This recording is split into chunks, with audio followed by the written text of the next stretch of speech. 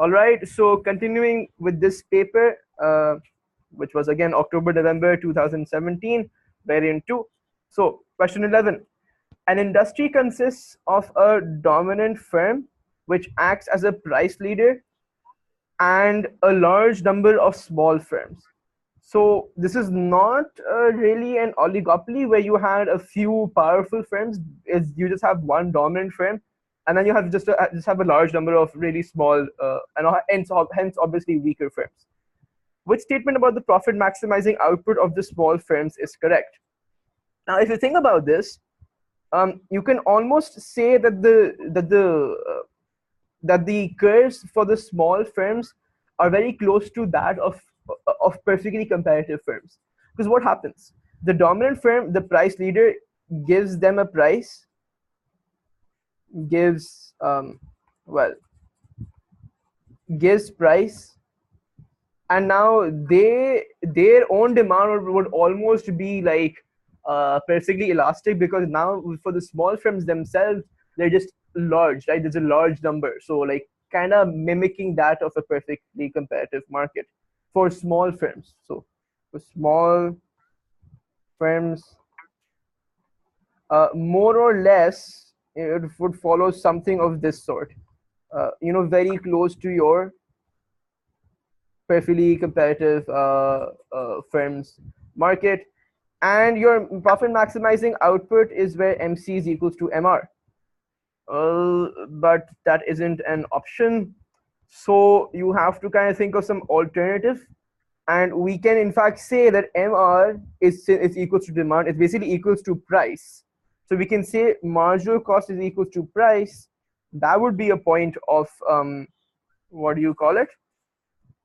Of profit maximizing, because it's kind of like the same thing as saying MC is equals to MR.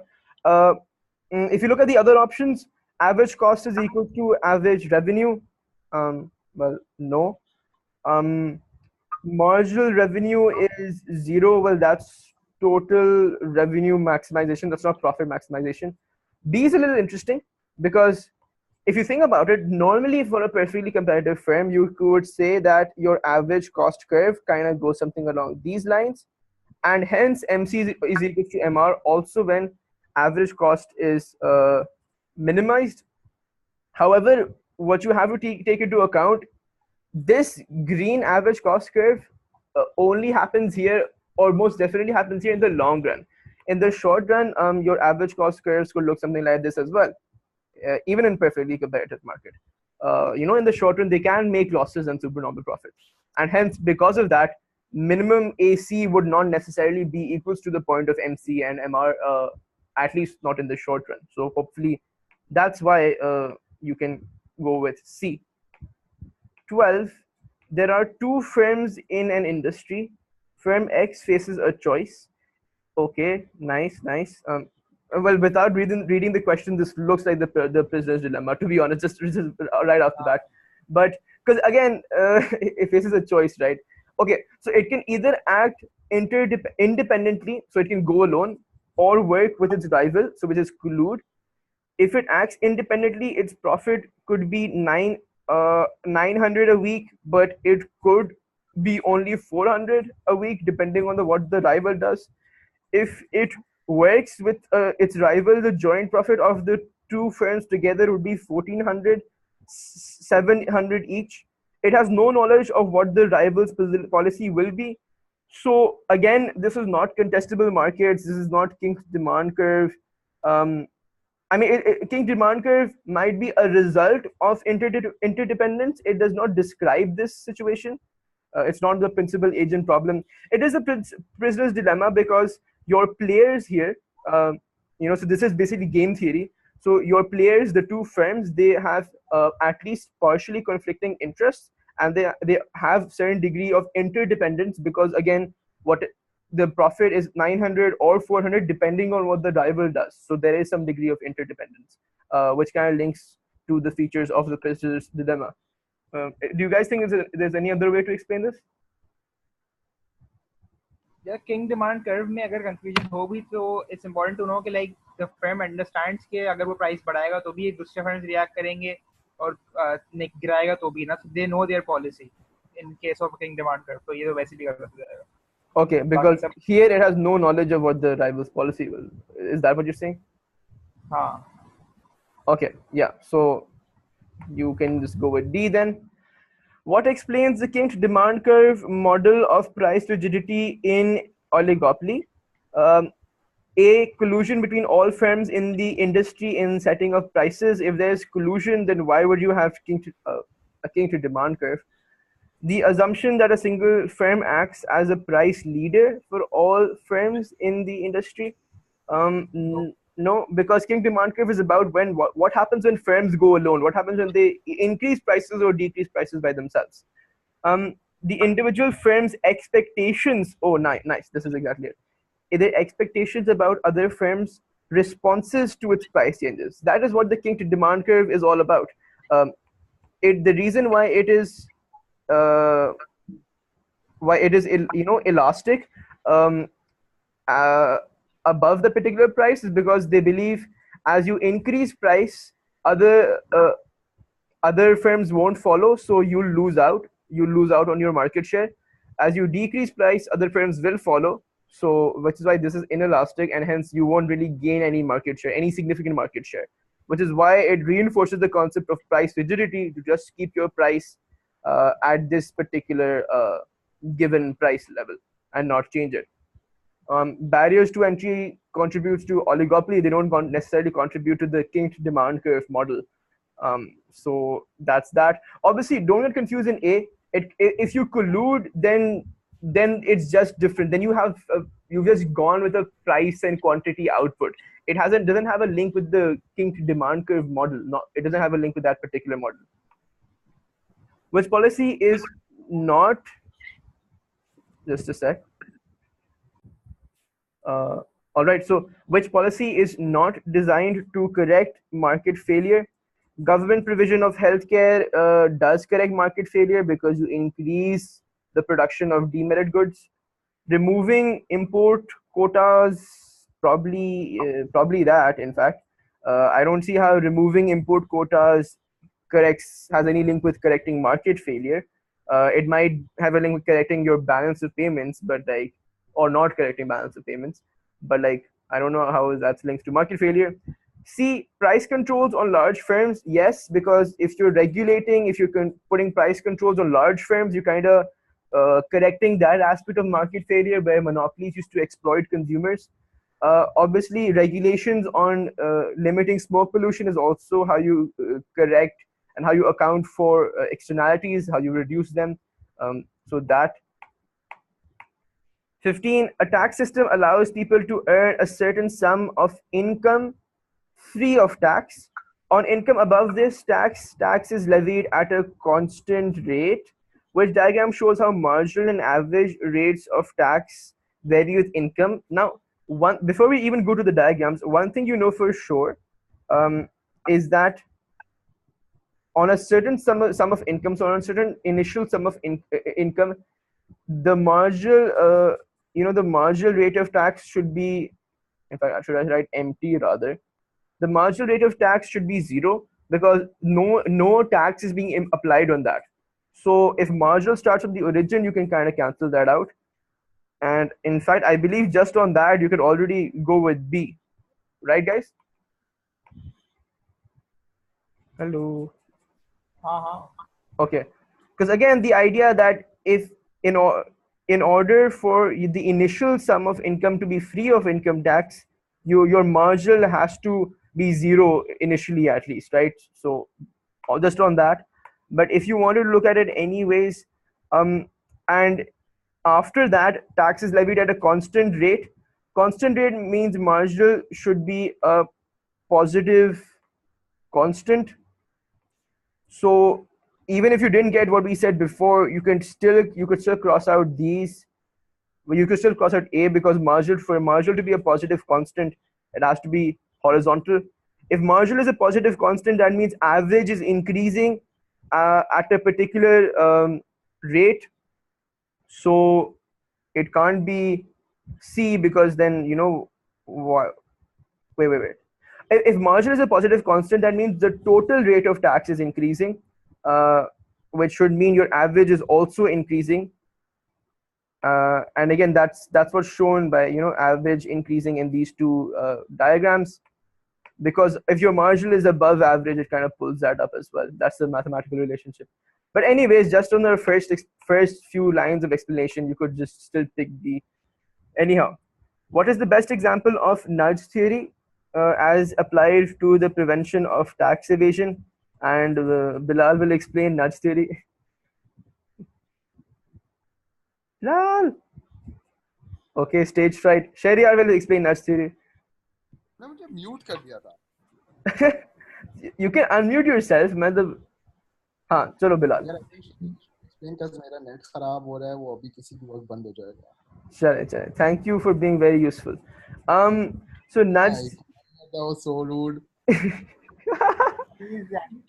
Information, like you provide people with information about how positive reinforcement की तरह के why something is wrong or why something should be not done. So yeah, so basically you either provide incentives or you just try to educate people. You try to provide them information or positive reinforcement. I don't know. I hope my spelling is correct, even if it's not correct. So information, incentives, positive reinforcement, basically non-interventionist measures. You don't intervene directly that much. As applied to the prevention, what? Okay. Prevention of tax evasion.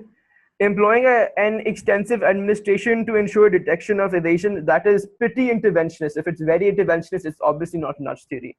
If you're again imposing heavy penalties, that's not positive reinforcement. That's pretty strong retribution. That's not nudge theory. C would be correct. Maybe providing information to taxpayers about the undesirable effects of tax evasion. You try to encourage them. You try to provide information and let them know why they should pay tax and how bad it is to the entire economy if you don't pay tax. Requiring employers to inform tax authorities of workers' pay. Again, an interventionist measure. Interventionist measures aren't included in nudge theory. Nudge theory is, the entire idea is just to nudge, not to push.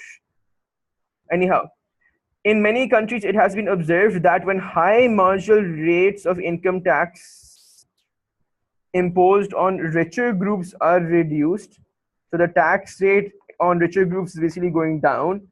Tax revenue raised increases. Which curve was that which showed this? Do we remember the name of that particular curve? I think Laffer curve. Yeah, so maybe the Laffer curve. So basically, this used to be tax revenue, and this used to be your tax rate, and it showed that tax revenue used to rise as tax rate rose until a certain point, after which it used to fall.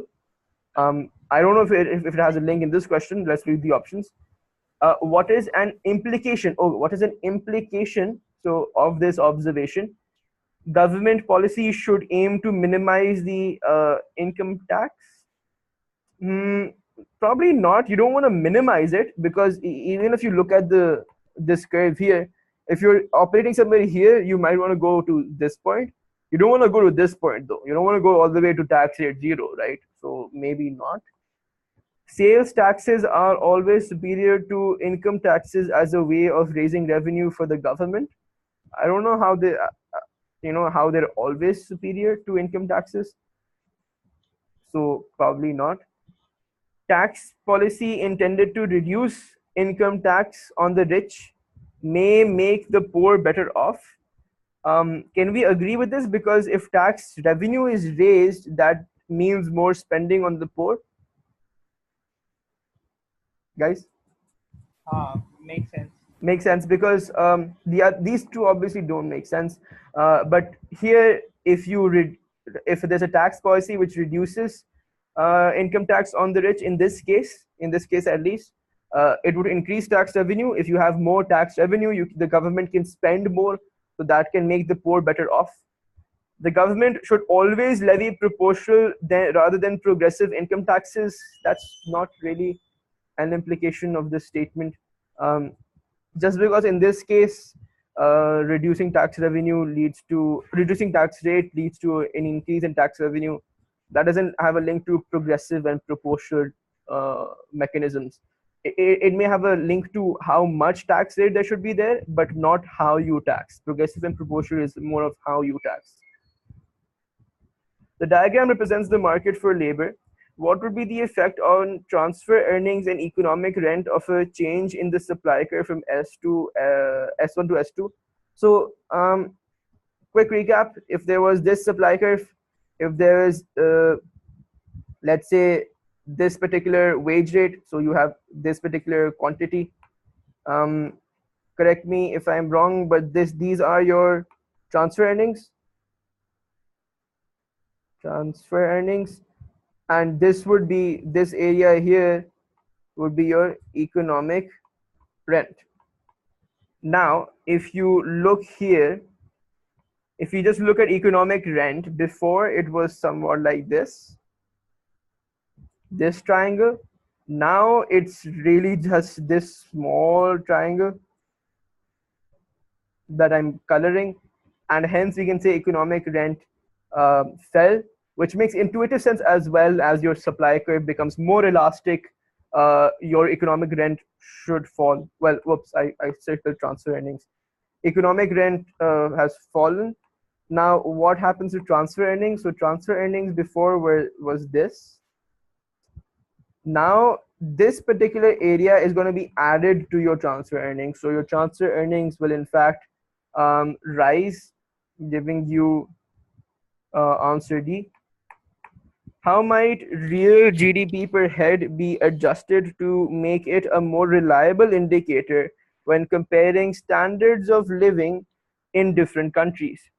So adjustments to allow for differences in population size in different countries. I believe the per head factor already accounts for that. So perhaps not. Adjustments to allow for differences in the rates of inflation in different countries. The real part of this already accounts for that. So you don't need to account for it even more because that's already there. Since it's real GDP. Adjustments to allow for differences in the relative size of the hidden economy in different countries. That could be a point because the hidden economy does play an important factor, but let's look at part D anyways. The use of market exchange rates rather than purchasing power parity rates. Okay, so D is obviously wrong because you would always want to use purchasing power parity exchange rates because then give you an idea of not just how much monetary value you have, but they take into account the cost of living there as well. So kind of gives you a good idea of what you can buy with the amount of money you have. For example, you can perhaps buy a lot more with $10 in Pakistan than you can do in the US. So hence, when you're calculating the national income or GDP per head for Pakistan and the US, and you want to compare, you have to take this difference in the cost of living into account. That is there in purchasing power parity rates. So obviously, you'd want to use them. Here, they're not using them, so you can clearly cross this out, leaving you with the answer C, because the hidden economy, the shadow economy, the black, so like stuff like the black market, stuff that's not recorded, do-it-yourself projects, all of that type of stuff that's not recorded, it doesn't go in your GNP per head, and obviously that does make a difference in standards of living. Which combination of circumstances is most likely? So it's most likely to lead in an increase in a country's budget deficit. So basically, the deficit would become worse. The deficit would increase. Okay. So total. Just C option देख लो उसमें answer है. What? C में देख लो, government spending has to increase anyway. No, this C नहीं है. Wait. So the budget itself, the budget is basically your revenue minus your expenditure. I'm not sure what link unemployment. What I'm saying is कि C में तुम देखो, discretionary spending has to increase budget deficit को करने के लिए. Can't we say, well, what if? Yeah, I get your point. Like, But isn't it possible that revenue decreases? Most likely इसमें government spending बढ़ेगी तभी होगा. It's not gonna be C. Okay, Bilal, why do you say that? पहले शहरी को बोलने दो. No, so I understand Sharia's point. If you increase expenditure, obviously that does move it towards a deficit. So that's one thing. However, the other two columns, if you look at that, if total GDP, so this is like output, national income, whatever. If the total GDP also would affect your national income, which also would affect the income per head, right? So if GDP is high, then that means individuals have a higher there's higher GDP per head also. So like that would mean like individuals have higher income as they did before. So if people have higher income, then what that means is that when you tax them, the revenue you would get would be higher than before. So in fact, I would say that a decrease in total GDP would kind of help you reduce your revenue, which is also something you want. Because again, if there's less economic activity, if there's less output going on, then obviously your tax revenue is gonna be less. And if unemployment is rising, so unemployment rises means that your expenditure goes up because unemployment benefits. It also means that your revenue goes down because, well, the unemployed don't pay tax like on a lot of things. So they're not working. Mm, so while I understand Sharia's point, but here two columns seem to make sense. Obviously, discretionary government spending shouldn't decrease; it should either increase. In this case, you could say no change. So I can say you can safely cross out A and D. The question here remains uh, whether B is more likely or C is more likely. It's B. Sharia, what would you like to say? Any last words? Yeah, I don't know. I still think it's C because like spending बढ़ेगी, which could also lead to a fall in unemployment as well because spending बढ़ रही है. But And उससे GDP में फर्क आएगा because like spending बढ़ेगी, unemployment कम होगी, people will have more money, they will spend more, consumption बढ़ेगी, GDP will rise. But don't you think then that increase in government spending would be offset by an increase in revenue as well, increase in tax revenue, so your deficit won't increase that much? पता नहीं यार, मुझे तो मैं तो सी करता यार, गलत हो शायद. B. So Sherry says C, SN plus Bilal say B because we feel that two columns are more important than one column. Suspense. Let's check. So all answers were fine for this video, apart from Sharia, obviously. So like it was B, and again because it says which circumstance is most likely. So while Sharia was correct in saying government spending increase would have increased the budget deficit, but if two columns here are going for deficit in B, and only one column is going for a deficit in C, then obviously you'd pick B because that is the most likely case. So two columns are better than one. It's okay. If you like this video, we will stop making videos with Sharia.